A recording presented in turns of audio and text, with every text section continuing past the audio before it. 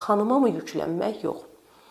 Burada qaynana oğul gəlin münasibətində tarazlığı adətən bəziləridir ki, oğul tarazlamalıdır, digərləri deyir ki, böyük evdə böyük olmalıdır, digər tərəfdə deyir ki, qadın getdiyi yerə adaptasiya olub, deyilənləri udmalıdır, belə desək.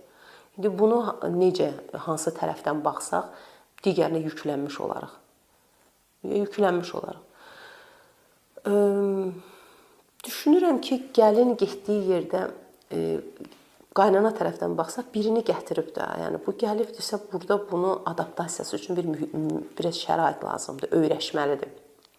Bunun hələ bura öyrəşməyi var, bu ab-ı havaya, başqa havadan başqa havaya keçir. Ora öyrəşmək var, bilmək var. Hətta mətbəxin yeri, oradakı qabların yerindən tutmuş, ta oranın psixologiyasına uyğunlaşana qədər bir zaman lazımdır. Bu zaman da bir itki ola bilər ki, buna komfort verəndə bu komfortdan sui-istifadə edən qadınlar da var. Çox komfort verirsən, orada rahat olur.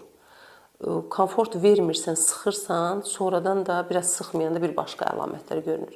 Amma hər bir halda gələn insana, evə gələnə biraz şərait yaratmaq lazımdır. Nəticəsindən də, yəni nəticədən qorxmaq lazım deyil. Biraz ona övladı kimi davranıb, biraz mümbit şərait yaratmaq lazımdır ki, ora adaptasiya olsun. Gəlin də gələndə oranın mühitini dəyişməyə cəhd eləyir. Məsələn, ola bilər ki, doğrudan sənin çıxdığın mühit doğrudan da ideallığa yaxındır, amma getdiyin mühit tamam başqa cürdür. Olsa sən gedəndə bilirdin hara gedirsən təxminən, yuxarı aşağı bilirdin. Amma sən gəlib orada təzə bir adət-ənənə yaratmaqla sözsüz ki, sən sevməyəcəklər. Sən oranın düzənini dəyişməyə çalışanda, illərlə qurulmuş sistemi dağıtmağa çalışanda, ola bilər sənin verdiyin sistem ən yaxşısıdır. Amma hər bir halda bu gözə batan şəkildə olanda bu evdəkiləri qıcıqlandıracaq.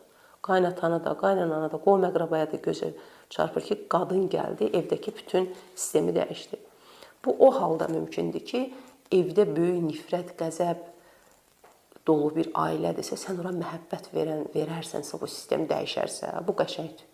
Sən orada göstərdiyin nəvazişlə, göstərdiyin tərbiyə ilə, onlara verdiyin dəyərlərlə buradan yorulmaq lazım deyil. Deyirlər ki, dəyəri bilənə ver, nə bilim, sənə dəyər verməyənə dəyər vermə. Bu o alış-veriş çox köhnəlmiş bir sözdür artıq bu. Gəlin gedib ona yaxşı davranmasalar da, o yaxşı davransa burada heç bir məğlubiyyətdən söhbət gedə bilməz.